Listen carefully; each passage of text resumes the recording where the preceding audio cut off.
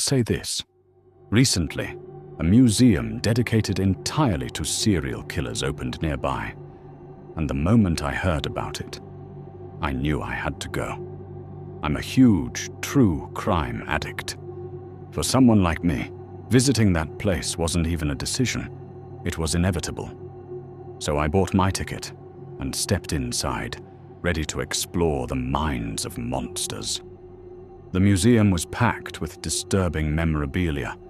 Jeffrey Dahmer's glasses, Ted Bundy's hacksaw, even artifacts from killers I'd never heard of before. One that really caught my attention was the so-called chessboard killer. If you don't know the story, he was born just outside Moscow, and his obsession was horrifyingly methodical.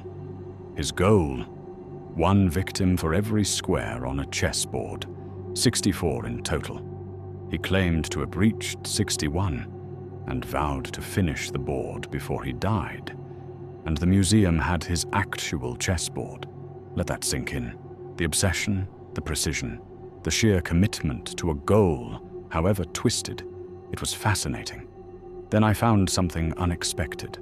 My exhibit, tucked away in a corner, small, underwhelming, labeled simply, the no-name killer. No name? Seriously? Almost insulting. Still, I had to admit, seeing pieces of my own history displayed behind glass was surreal. A molded cast of my shoe print, a few of the old Polaroids, even my crutches. That last one brought back memories. Approaching strangers with a limp, asking for a little help with groceries, looking harmless, vulnerable. I was careless back then, sloppy, driven more by impulse than control.